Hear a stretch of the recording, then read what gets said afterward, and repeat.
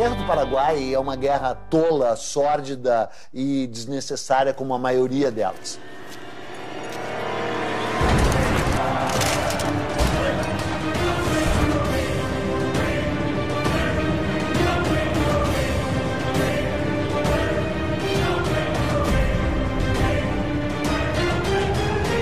Uma guerra, a primeira vítima é a verdade. Porque a historiografia brasileira a respeito da Guerra do Paraguai era muito vagabunda, praticamente não existia. This is the most devastating war in post-colonial South American history. Aquilo foi um genocídio. Nós não tivemos o genocídio como intenção, mas nós tivemos o genocídio como efeito.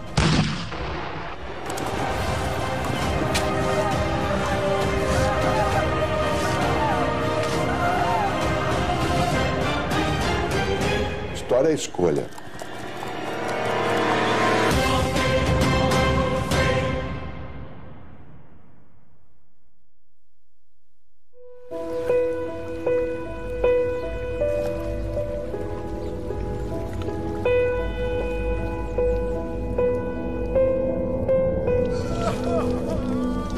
Depois de 40 anos independente de Portugal, o Brasil é um gigante. Rural, pobre, analfabeto e escravo.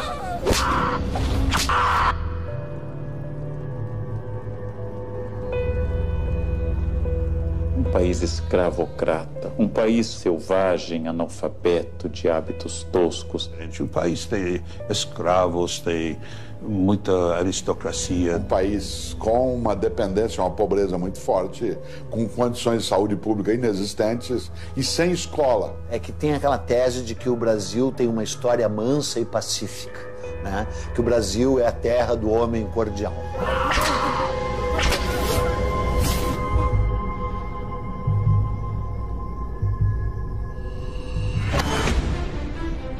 Em 1864, o Brasil é uma monarquia controlada por um homem de 38 anos, que está no trono desde os 14. Dom Pedro II. Apresenta-se Dom Pedro como um homem muito culto, mas ele é um homem muito despreparado. Quer dizer, você vê que é um homem a quem falta polimento, né? A quem falta todas as normas de civilidade. É um caipirão brasileiro. Pedro é um homem que tinha ideais e projetos, mas de fato não tinha vocação de governo. O Brasil enfrenta uma grave crise econômica e o sul do país começa a trazer notícias preocupantes. O sul do Império Brasileiro faz fronteira com 3 repúblicas: Uruguai, Argentina e Paraguai. O Uruguai está em guerra civil. Brasil e Argentina se unem para colocar o uruguaio Venâncio Flores no poder, beneficiando os comerciantes de Buenos Aires e os fazendeiros gaúchos, só que bloqueando a saída do Paraguai para o mar. Dejaba prácticamente sin chances al Paraguay en el sentido de poder contactar con el mundo exterior, recibir aprovisionamiento, Which would simply straggle our exports. Com esse novo cenário, o Paraguai, para usar a Bacia do Prata, precisa negociar com as 2 maiores potências da região. Paraguay o estaba con Argentina contra Brasil o con Brasil en contra Argentina, pero nunca al mismo tiempo con las 2 potencias mayores de la región. O Paraguai é governado por um também jovem de 32 anos, Francisco Solano Lopes. Francisco Solano López estaba convencido de que tenía un destino muy importante, ¿verdad? Que en este caso era salvar a la patria de la deshonra. Era una persona con una inteligencia, con un talento literario considerable. Era una persona preparada para un cargo difícil. Mariscal López, and very proudly so, is my great-grandfather. Sem dúvida, ele era um sujeito inteligente, perspicaz, ambicioso. Era um homem muito controverso. E dentre os mitos da guerra, um deles é de que o Solano Lopes era um estadista com uma visão extraordinária de um grande Paraguai. A very highly educated person. Evidentemente que ele teve alguns méritos, mas acima de tudo ele era um ditador. E era um ditador eventualmente obcecado. López era una persona que no sabía nada de economía. Como Luís XIV, era l'état c'est moi. Había conocido la corte de Inglaterra, la corte de Napoleão III. O Solano Lopes era um grande louco da América do Sul. Ele tinha sonhos de ser um Napoleão. This was a leader who had a certain vision of Paraguay. He had a certain vision of his own wisdom and his own strength, which was quite divorced from reality. Mas tu quer me dizer que o cara ia criar um paraíso na Terra, o Solano Lopes? É uma piada, né? The war had one commander from the beginning to the end on the Paraguayan side. O Solano Lopes havia regimentado as suas forças, dando-lhes a certeza de que lutavam pela liberdade, por uma causa justa e pela pátria. Então isso fazia com que eles fossem indômitos. He conducted the adventure as a military adventure. Nos últimos 10 anos, o Paraguai fez seu exército crescer de 10 mil homens para quase 100 mil combatentes. Construiu uma linha férrea, a primeira da América do Sul, para ligar a capital a um campo militar. E também a primeira linha de telégrafo para se comunicar com a sua principal proteção no Rio Paraguai, o Forte de Humaitá.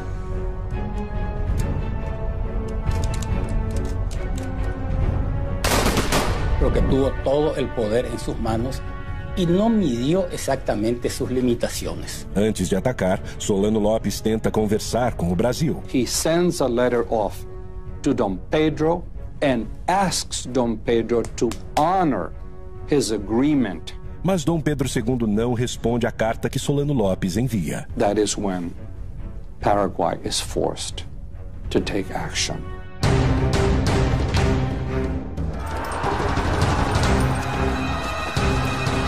Pela primeira vez em sua história independente, o Brasil tem seu território invadido.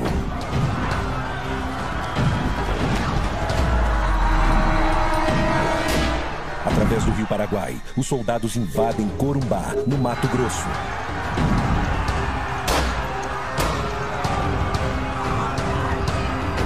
De hecho, los paraguayos cometieron abusos en territorio brasilero y argentino. O exército paraguaio avança, deixando um rastro de destruição por onde passa. Os generais levam junto as suas esposas, que aproveitam para saquear as casas no caminho. Os invasores paraguaios de Mato Grosso saquearam, levaram a população civil forçada para Assunção, porque o Mato Grosso estava indefeso. Você não tinha força do exército Mato Grosso.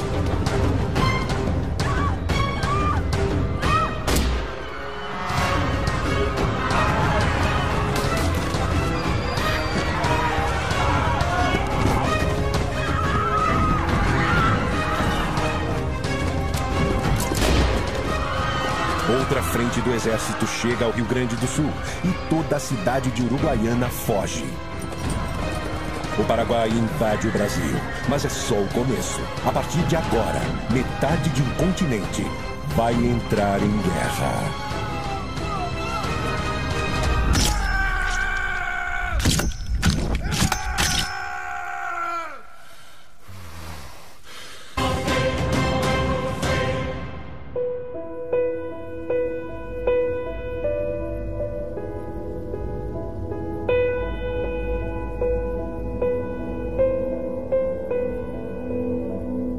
Pressionado pelas tensões políticas do Rio da Prata, Solano Lopes está em guerra com o Brasil. Em 12 de novembro, ele sequestrou o governador do Mato Grosso que passava pelo Rio Paraguai. E no final de dezembro, invadiu, saqueou e dominou cidades do Mato Grosso e do Rio Grande do Sul.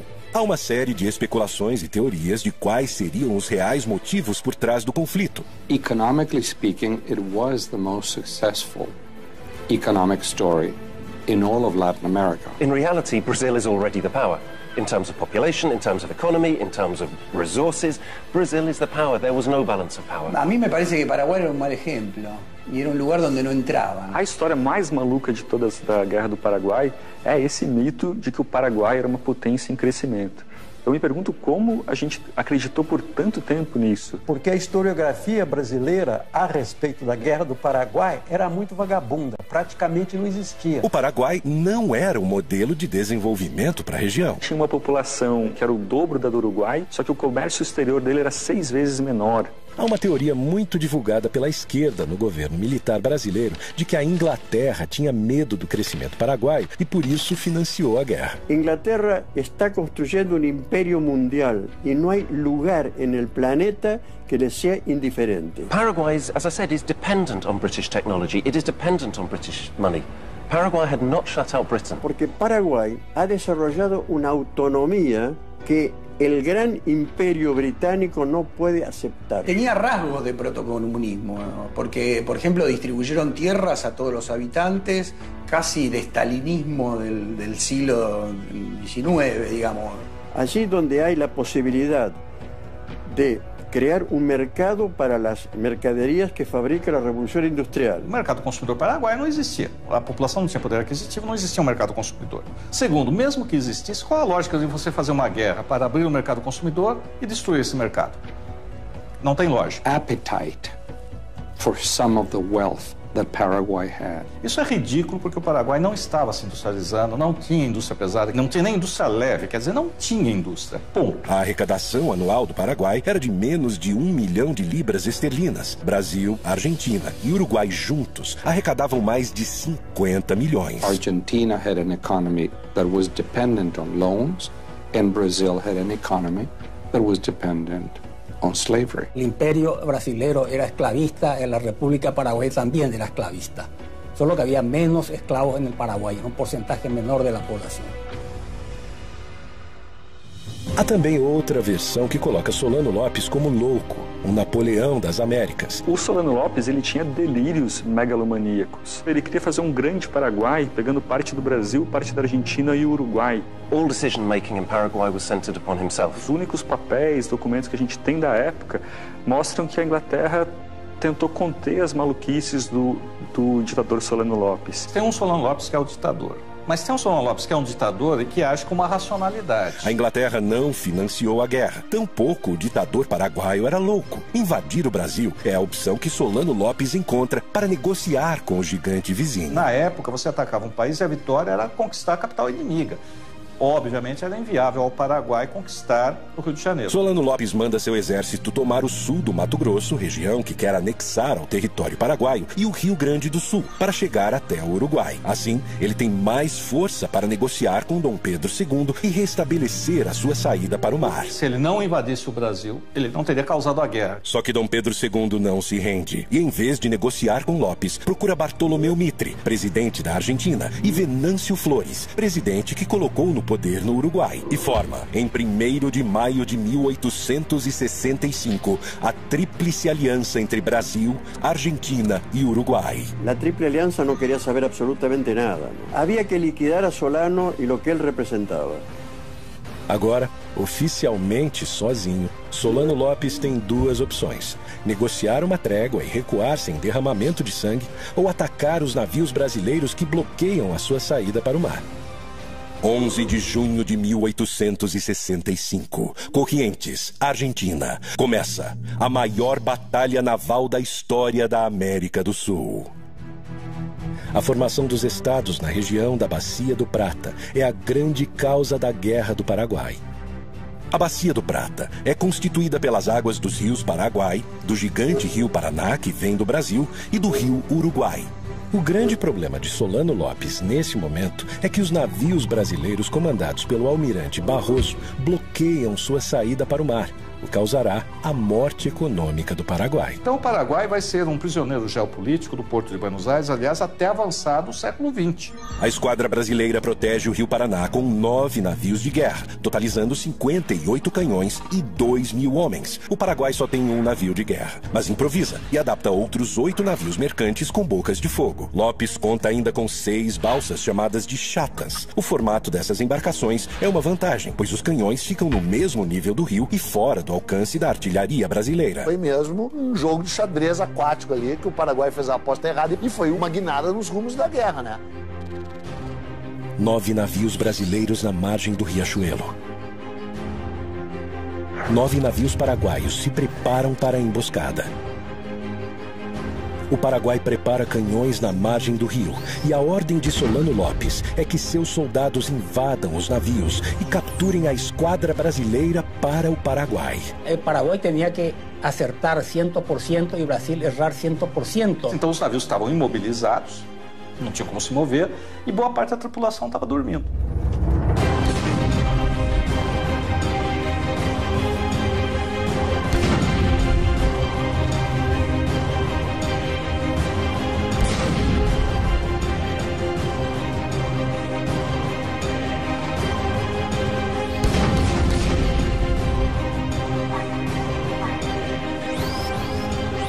ataque surpresa, o Paraguai leva vantagem no início da batalha, mas uma decisão do almirante Barroso vira o jogo para o Brasil.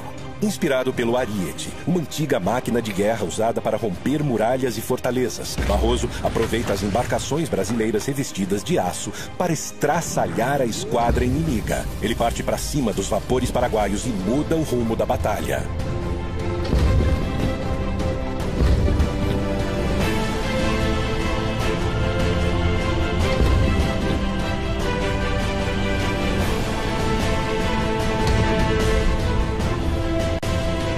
O Brasil vence e mantém o controle da Bacia do Prata. Anos depois, Dom Pedro II manda produzir um quadro épico sobre a batalha. E embora o quadro seja maravilhoso, ele cheira mofo historiograficamente falando, né? Não foi assim que as coisas se passaram ali. Toda a história é fabricada. O Dom Pedro espertamente tentou fabricar a história brasileira, a sua versão oficial, que a gente continua acreditando até hoje, né? Saldo da Batalha do Riachuelo. O Paraguai tem 4 navios e 6 chatas afundadas e cerca de 300 mortos em combate. O Brasil tem 1 navio afundado e perde 100 homens. Os aliados mantêm o controle na Bacia do Prata e Solano está acuado em seu território. Solano começa a perder o controle da situação. A Tríplice Aliança se fortalece. O Paraguai invadiu e saqueou cidades brasileiras. E Dom Pedro II vai pessoalmente a Uruguaiana. Nadie, y mucho menos Pedro II, admitía de que la paz se hiciera sin una humillación afrentosa hacia López. Solano Lopes, que agiu traiçoeiramente, ainda vai ser premiado ficando no poder depois de tempo. Não há mais volta. Dom Pedro II quer vingança.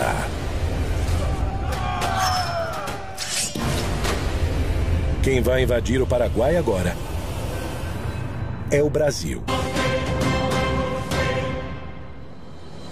Para completar o exército brasileiro, Dom Pedro II cria a campanha Voluntários da Pátria, homens que se alistam para lutar no Paraguai. Então, além de tudo, é uma guerra lutada por ex-escravos, escravos libertos, indígenas e voluntários da pátria, né? Porque voluntários da pátria é uma piada sensacional, né? O próprio imperador se nomeia voluntário da pátria número 1. Mas todos esperavam que fosse uma guerra como tinha sido sempre, né? Durava alguns meses e aí acabava. Quando a guerra se estendeu, as condições difíceis, não tinha perspectiva de fim. Então aí realmente a resistência à guerra foi muito grande. E esses soldados iam sem nenhuma preparação. Iam para a guerra assim como bucha de canhão, que eram muitos, podiam morrer. Quem quer ir a uma guerra que no significa nada, que nunca escuchó hablar de algo que se llama Paraguay, hay que colocarse en la mentalidad del pueblo de aquella época. Es lo que se llamaba, en castellano se llama carne de cañón. Que muitos desses voluntários da pátria não eram exatamente voluntários, vinham agrilhoados, né? Vinham presos e aí eram apresentados como voluntários da pátria. Muitos dos cativos eram vendidos para substituir o branco que não queria ir lutar. Quer dizer, do momento que você pudesse comprar um escravo que fosse lutar no seu lugar, estava bem representado. Se você manda um escravo para a guerra, não é preciso dizer como é que o escravo era tratado no Brasil. Qual é a disposição que esse escravo tem em morrer pelo Brasil? Na Argentina, um problema ainda mais grave. Os governantes de Buenos Aires ordenam a toda a população pobre que entre na guerra. En la resistencia del pueblo argentino a ir a la guerra del Paraguay, murió más gente aquí adentro que en el frente de batalla. A população das províncias mais afastadas se nega a ir lutar em nome do povo argentino. En ese momento histórico, no se puede hablar de pueblo argentino. Se puede hablar de diferentes identidades regionales, sanjuaninos, mendocinos, entrerrianos, etc.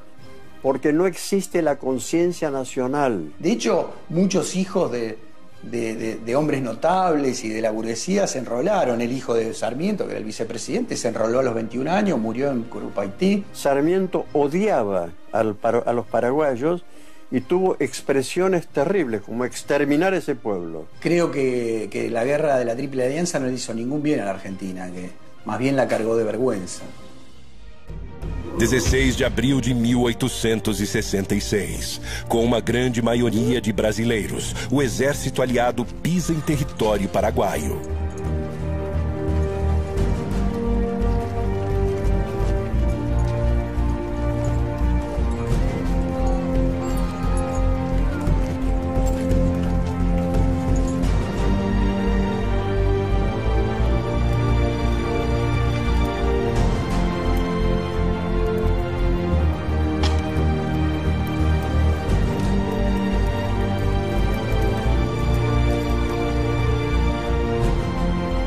O Brasil, sem sofrer resistência, monta seu acampamento militar.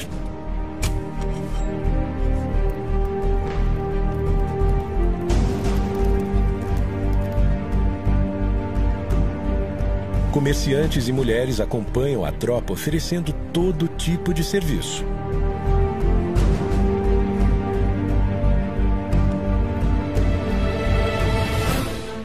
Mas o Paraguai não se rende e quer expulsar os invasores.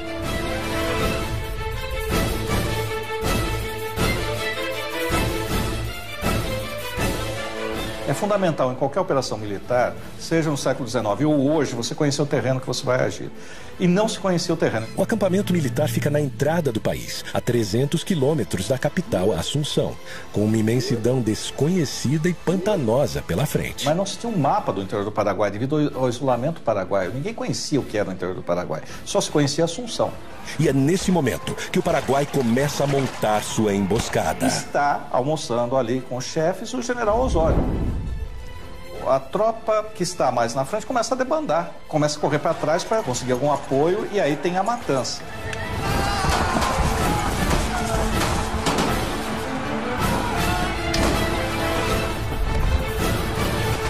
24 de maio de 1866. Os paraguaios invadem o acampamento brasileiro. E tem início a maior batalha da Guerra do Paraguai, a Batalha de Tuiuti.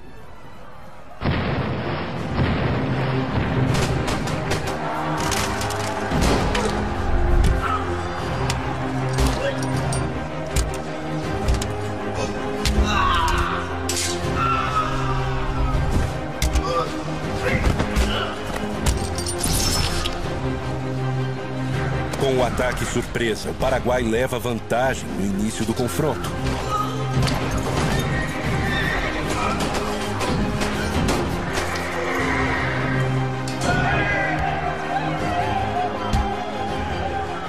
Solano Lopes manda 3 tropas atacarem simultaneamente, uma frontal e 2 pelos flancos. E o Osório, que tinha essa capacidade de liderança, era muito admirado pela tropa. Ele está sobre um cavalo em meio a nuvens de fumaça, em meio a barulho de explosões, a gritos, a gente morrendo. Ele consegue mobilizar, mandar um batalhão para cá, outro batalhão para lá, com a visão militar, ou seja, esse batalhão vai e vai ser sacrificado. Ou seja, quase todos vão morrer. Agora, por que esse batalhão vai? Porque confia nele, confia na liderança militar.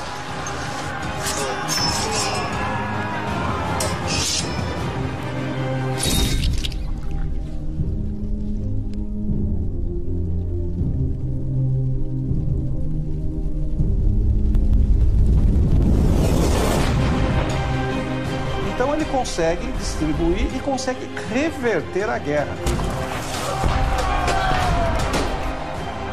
Que o centro da resistência aliada vai ser os canhões da artilharia que estão colocados um pouco à frente do quartel-general.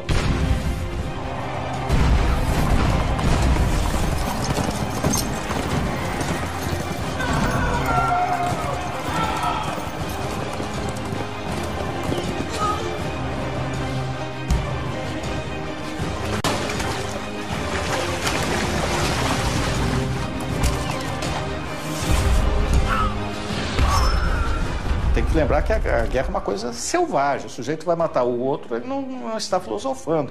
Ele está com ódio.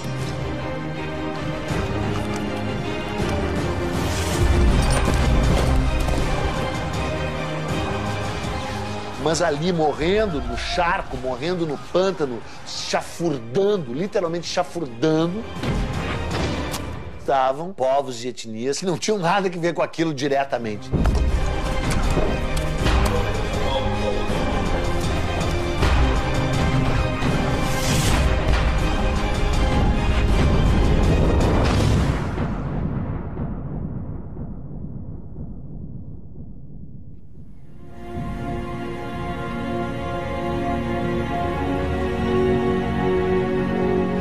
Resultado da Batalha do Tuiuti, o Paraguai perde 13 mil homens, o melhor de seu exército. Os aliados, juntos, perderam 4 mil homens. Mas não há motivos para comemorar.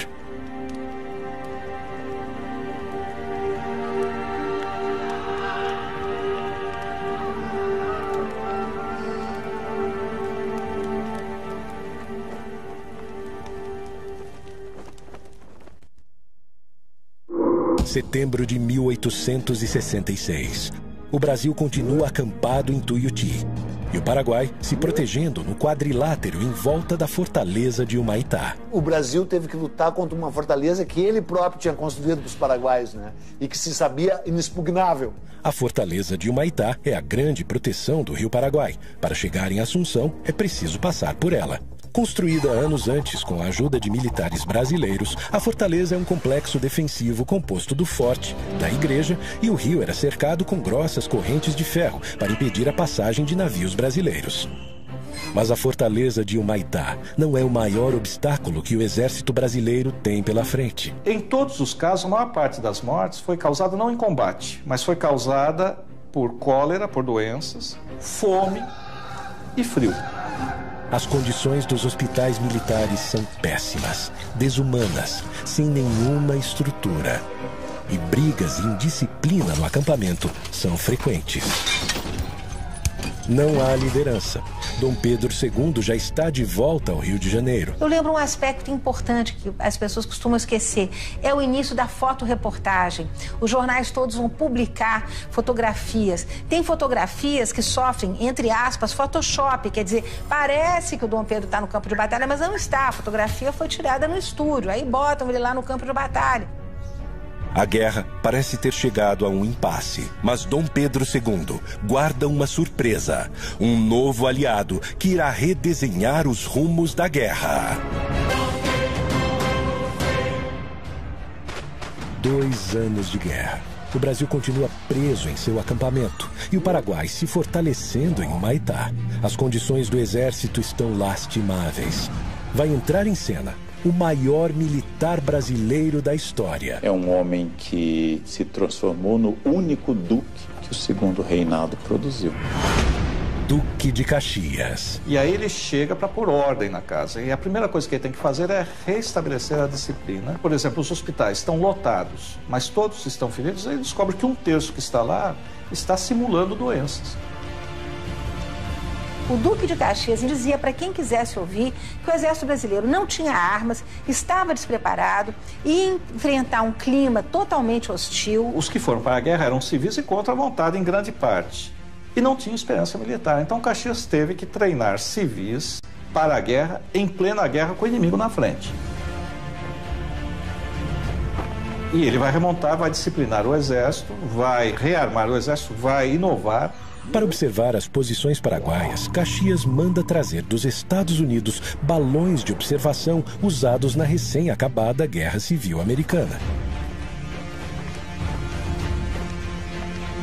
E o projeto mais ousado de todos, usando prisioneiros paraguaios, ele improvisa uma locomotiva e um trilho de 25 quilômetros de extensão para auxiliar na logística da guerra.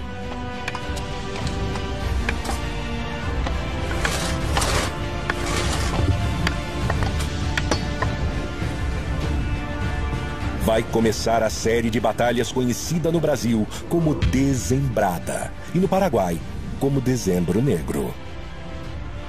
Caxias precisa tomar Assunção e para isso conta com 20 mil brasileiros e 5 mil argentinos. O Paraguai protege a capital com 5 mil homens. A esquadra brasileira derruba a fortaleza de Humaitá. Foi uma batalha terrível por uma fortificação que a engenharia militar brasileira cedeu ao Paraguai anos antes, já naquele barril de pólvora que era aquela bacia do prata inteira ali, né? Às margens do rio Itororó, a primeira batalha que o Paraguai resiste bravamente. Quem ataca nessa guerra até um determinado momento leva desvantagem. Porque o terreno não era favorável ao ataque, era favorável à defesa. 5 dias depois, Caxias avança sobre o rio Havaí, numa batalha épica, retratada posteriormente por Pedro Américo. Por fim, em Lomas Valentinas, Caxias destrói o que resta do exército paraguaio. Depois de um tempo, virou a guerra do Brasil contra o Paraguai. E o Brasil a manteve deliberadamente. 1º de janeiro de 1869. Caxias toma a capital Assunção. Mas a cada investida de Caxias, Solano foge, montando acampamento com seus filhos e sua esposa, Elisa Lynch. A irlandesa Elisa Lynch é a primeira dama do Paraguai. Ela acompanha Solano Lopes em quase todos os momentos da guerra. Ajuda com suas habilidades de enfermagem, mas não abre mão do seu luxo, nem nos acampamentos militares. Se conhecia o arte del buen vivir, la frivolidad, las expresiones estético-culturales, etc. Solano a conheceu 10 anos antes da guerra, na agitada vida noturna de Paris.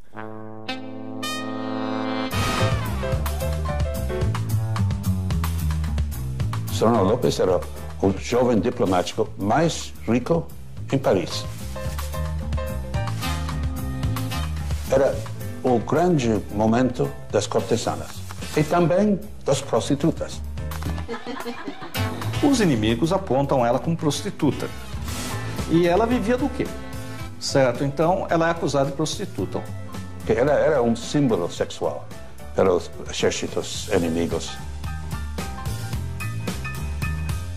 Possivelmente, ela teve algum contato muito breve com esse mundo. Parte de todo eso era una mujer rubia y bella. Y eso es un pecado inadmisible para el mundo.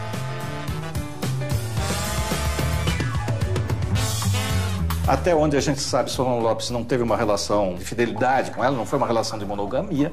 Num primeiro momento, talvez ela fique interessada por ele, pelo exotismo, mas no segundo momento eu acho que realmente ela se apaixona por ele e realmente é uma relação real, certo? Não é uma relação por interesses monetários, embora ela tenha saído rica dessa relação. Anos depois da guerra, Elisa escreve um manifesto onde se defende das acusações sobre o seu passado. Durante largo tiempo quedé en profundo silencio, aunque mi nombre ha sido explotado durante años por ciertas personas que me tenían como un prototipo de la prostitución y del escándalo, como si fuera una bestia humana que se complace e se deleita com o extermínio de uma sociedade. No mesmo manifesto, ela faz uma lista e reivindica a posse das terras que comprou enquanto primeira-dama. Só não explica com que dinheiro conseguiu comprar quase todo o Paraguai. Ela acabou sendo, em nossa opinião, a proprietária da terra maior do planeta. Todo o poder e terras de Elisa Lynch vem das mãos de seu marido. A grande maioria delas é adquirida nesse período em que a guerra já está praticamente decidida. Que sentido tinha seguir a guerra depois de 1868? Depois de 68 ele não vai ganhar, ele perdeu. Ele podia negociar a derrota. En 1868 la guerra estaba perdida, absolutamente perdida. Una guerra que obviamente ya para esa altura ya estaba perdida. Y cuando ya no había razones para seguir resistiendo, ¿para qué resistir? Solano Lopes dá ordens para que as cidades paraguaias sejam abandonadas à medida em que o exército inimigo avança. Assim, ele pretende evitar a vingança brasileira e um massacre ainda maior. Ele dá ordens da população civil sair, para os aliados não terem acesso a comida, a apoio, a informações. Só que essa população civil tem que sair, são basicamente o quê? Mulheres e crianças. Tem que sair forçadas, sem meio de transporte, sem comidas. Resultado, você tem uma mortandade da população civil que não tinha mais sentido militar. A destruição do Paraguai é feita pelos aliados? Evidentemente é feita pelos aliados, que estão avançando. Mas por que estão avançando? Porque o outro lado, que sabe que não pode ganhar a guerra, não quer se render. O povo paraguaio apoyaba Solano López. El hecho de que la familia López no era tan terrible está en la manera como el pueblo paraguayo acompañó a López hasta el último momento. Claro que o conceito de patriotismo é muito relativo e cada sociedade constrói os seus padrões. Mas, estritamente falando, não tinha mais sentido militar nenhum você manter essa população fugindo, se retirando, sendo vítima da guerra. No rational leader would take on almost half the continent in a war. Solano López no podía tener un concepto bien delimitado, bien claro de la realidad. O Solano López estava bebendo demais, virou muito cruel. E não cabe dúvida, ele fez coisas que eram horríveis. Então ele mandou, por exemplo, prender a mãe, as irmãs, matou um irmão sob tortura, o outro morreu por exaustão física devido à perseguição dele, matou dezenas de pessoas. É a onipotência, a arrogância e o desprezo pela vida das pessoas que estão subordinadas a eles. Eu acho que nesse sentido Solano Lopes é igual a Stalin, que é igual a Hitler. Janeiro de 1869. Com a capital tomada, o Paraguai não representa mais perigo aos aliados da região do Prata. E para Caxias, é o fim da guerra.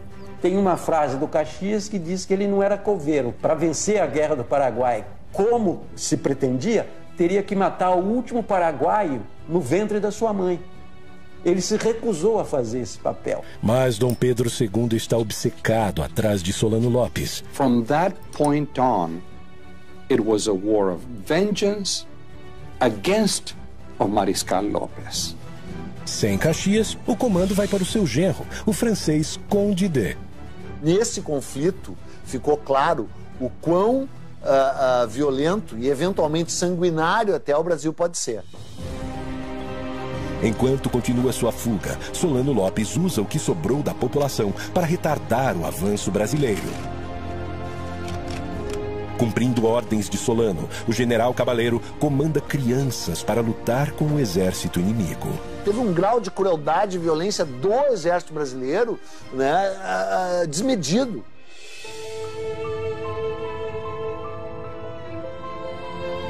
Y porque ella era la última reserva, no tenía más hombre. Paraguay no tenía hombre. Fanatismo de resistência paraguaio, né? Manda crianças para lutar contra o exército e de como esse exército aceita a luta e mata essas crianças. Dice que esos niños de Acostañú fueron el escudo para proteger a Solano López. Eso demoró el avance del ejército aliado. Y sí, fue eso. Cabaleiro prestava contas diretamente a Solano Lopes. As crianças, 12, 13, 14 anos, no meio do mato, estavam com barbas postiças para parecer adultos para amedrontar a tropa que vinha, que era uma tropa basicamente brasileira. Es una situación de locura generalizada, solo atribuible a este tipo de guerras, ¿no? Los niños de antes, o de hace 100 años, y en 150 años, y en esas circunstancias, son diferentes. Ciertamente a los 14 años muchos niños se alistaban, que los niños se iniciaban sexualmente cuando se desarrollaban, y era natural, digamos. 16 de agosto de 1869, a última grande batalha da Guerra do Paraguai. A Batalha de Acostañú. 4.000 homens do exército brasileiro massacraram cerca de 200 mulheres e crianças. Então, quando a tropa chega em cima, é uma tropa que está lutando há 4 anos e meio. Chega sobre essas pessoas, não dá tempo de saber se era criança ou não, e quando sabe que é criança, já está envolvido e aí é a matança. En la guerra se aplicó una crueldad inútil para niños indefensos y además de indefensos, absolutamente desnutridos, casi en estado de inanición. Quem envia crianças para uma guerra contra soldados profissionais, o que pode ocorrer? Agora, no momento em que ele está ali, ou a tropa de infantaria chega e olha e vê uma criança que não tem condições de erguer um rifle, também não deveria atirar. O Solano colocou crianças na linha de frente para retardar o avanço brasileiro. O Conde de avançou sobre crianças, matou mulheres, matou velhos. En realidad los niños no fueron a la guerra vino hasta los niños.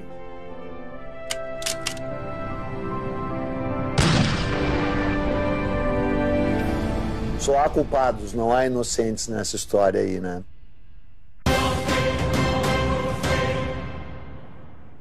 O Brasil queria garantir a sua navegação nos rios do Prata.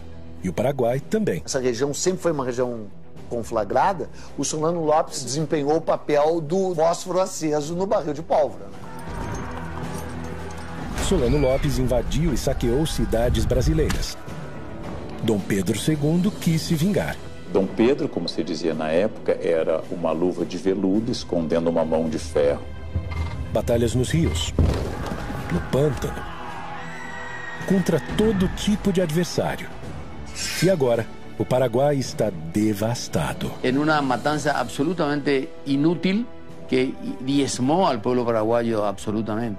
Os números mais fiéis indicam que o Paraguai tinha uma população em torno de 500 mil pessoas antes da guerra. Doenças e combates foram responsáveis por mais de 300 mil mortes, 60% da população. Do lado brasileiro, com uma população de 9 milhões de pessoas, morreram cerca de 75 mil brasileiros, menos de 1% da população. Toda a força dos países aliados destruiu o pouco que esse país agrário tinha. O nosso exército cometeu aquilo que eu chamei de genocídio. Tecnicamente pode até não ser, mas na prática, no sentimento que a gente tem e nos números da mortandade provocada, aquilo foi um genocídio. Olha, genocídio é forte demais, né? Embora se assemelhe a isso, né? Genocídio é uma coisa, massacre é outra. Fue realmente una catástrofe demográfica. Estamos hablando de 300.000 personas, ¿verdad? 3 de cada 5 paraguaios murió a lo largo de 6 anos. Quer dizer, o Paraguai é o maior perdedor, sem dúvida nenhuma. História é escolha. Chamar de genocídio dependerá do momento. Usá-lo com propriedade, no meu entender, em relação à Guerra do Paraguai, de onde foi a intenção, jamais. Onde nós chegamos, sem dúvida. Para a conquista ser completa, Dom Pedro II ainda precisa encontrar Solano Lopes. Mas sua busca está próxima do fim. 1º de março de 1870. Acampamento de Cerro Corá, norte do Paraguai. Porque a ordem que o imperador tinha dado e o objetivo da guerra não era matar Solano Lopes, era retirá-lo do poder. In a very macabre scenario on the battlefield of Cerro Corá. É um caos ali, fogo, fumaça, gritos, é tudo muito rápido. Ele tenta fugir a cavalo. E o Chico Diabo, né, o nosso cabo, lançou. O cabo Francisco Lacerda fere a virilha de Solano Lopes e um tiro brasileiro mata o seu filho, Antito Lopes. Elisa Lynch se enrola em uma bandeira britânica e consegue sobreviver. Foi fácil identificá-lo porque ele era o único gordo. São os últimos momentos de Solano Lopes. E aí, segundo a descrição do general Câmara, Solano Lopes está no riacho, ele dá ordem para que ele se renda. Solano Lopes pega a espada e diz que não se entrega e morre com a sua pátria. E um soldado, quando ouviu Solano Lopes erguer a espada, deu um tiro. Ele já estava mortalmente ferido, mas o tiro vai levá-lo à morte.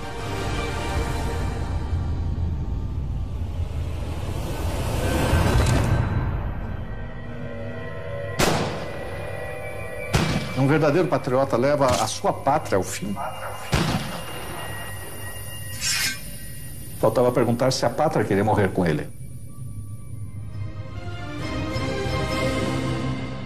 E chega ao fim a Guerra do Paraguai. General Câmara leva a honra de capturar o ditador. Também leva a irmã de Solano Lopes e tem com ela uma filha. General Bernardino Cabaleiro agora se alia aos brasileiros, passa um tempo morando no Rio de Janeiro e volta para ser presidente do Paraguai, fundador do Partido Colorado, o mesmo partido que em 2015 governa o Paraguai. Elisa Lynch é bem tratada pelo exército brasileiro, volta a Paris e morre anos depois, sem conseguir recuperar suas terras. Hoje, Elisa é Madame Lynch, heroína do povo paraguaio. Apesar de ganhar a guerra, Dom Pedro II não saiu vitorioso. Afundou o Brasil em dívidas com bancos europeus e ainda fortaleceu o exército brasileiro, que na década seguinte, liderado por ilustres participantes da Guerra do Paraguai, transformaria o país em uma república, tomando o poder do imperador. Francisco Solano Lopes, odiado pelos paraguaios nos anos pós-guerra, passa por um tratamento de imagem no século XX. E hoje é o grande herói nacional, enterrado em um panteão dos heróis em Assunção. Lo que hicieron con Paraguay fue transformarlo en un país más pobre, más destruido, digamos, lo liquidaron a Paraguay. Todos perdieron finales, todos calcularon mal. It's time to be honest with our past and sincere with our own history. Es un golpe muy serio para la monarquía brasilera, que reveló una gran ineficacia en el manejo militar. The responsibility rests with successive Brazilian governments. É uma página sórdida da história do Exército Brasileiro. Não foi uma guerra em defesa da liberdade, não foi uma guerra para salvar a honra do Brasil. Os nossos soldados não foram heróis. Brasil, Argentina, Uruguai e Paraguai resolveram com ódio e sangue inocente suas questões econômicas. Será que o tempo foi capaz de apagar todas as marcas?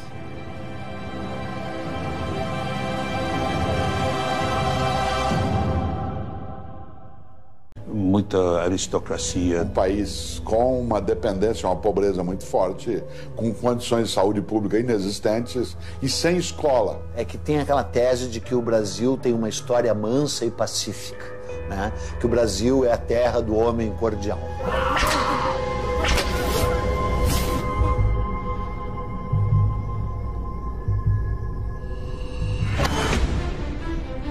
Em 1864, o Brasil é uma monarquia controlada por um homem de 38 anos, que está no trono desde os 14. Dom Pedro II. Apresenta-se Dom Pedro como um homem muito culto, mas ele é um homem muito despreparado. Quer dizer, você vê que é um homem a quem falta polimento, né? A quem falta todas as normas de civilidade. É um caipirão brasileiro. Pedro é um homem que tinha ideais e projetos, mas de fato não tinha vocação de governo. O Brasil enfrenta uma grave crise econômica e o sul do país começa a trazer notícias preocupantes. O sul do Império Brasileiro faz fronteira com 3 repúblicas: Uruguai, Argentina e Paraguai. O Uruguai está em guerra civil. Brasil e Argentina se unem para colocar o uruguaio Venâncio Flores no poder, beneficiando os comerciantes de Buenos Aires e os fazendeiros gaúchos, só que bloqueando a saída do Paraguai para o mar. Dejaba prácticamente sin chances al Paraguay en el sentido de poder contactar con el mundo exterior, recibir aprovisionamiento, which would simply straggle our exports. Com esse novo cenário, o Paraguai, para usar a Bacia do Prata, precisa negociar com as 2 maiores potências da região. Paraguay o estava com Argentina contra Brasil ou com Brasil em contra Argentina, pero nunca al mismo tiempo con las 2 potencias mayores de la región. O Paraguai é governado por um também jovem de 32 anos, Francisco Solano Lopes. Francisco Solano López estaba convencido que tenía un destino muy importante, ¿verdad? Que en este caso era salvar a la patria de la deshonra. Era una persona con una inteligencia, con un talento literario considerable. Era una persona preparada para un cargo difícil. Mariscal López, and very proudly so, is my great-grandfather. Sem dúvida, ele era um sujeito inteligente, perspicaz, ambicioso. Era um homem muito controverso. E dentre os mitos da guerra, um deles é de que o Solano Lopes era um estadista com uma visão extraordinária de um grande Paraguai. A very highly educated person. Evidentemente que ele teve alguns méritos, mas acima de tudo ele era um ditador. E era um ditador. A Guerra do Paraguai é uma guerra tola, sórdida e desnecessária, como a maioria delas.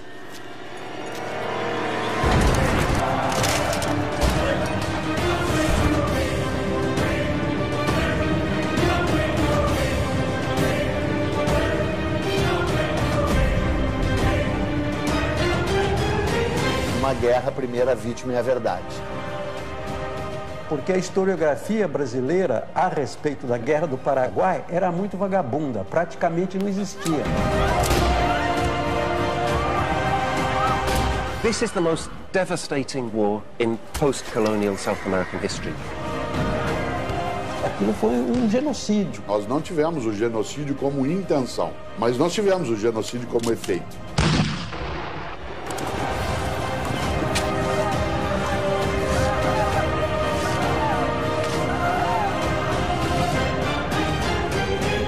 História é escolha.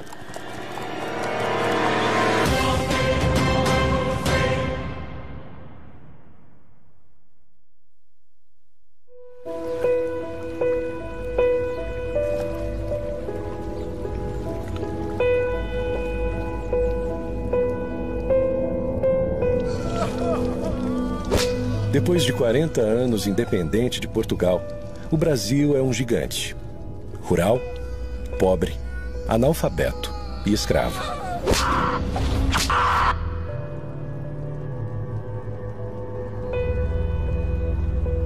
Um país escravocrata, um país selvagem, analfabeto, de hábitos toscos.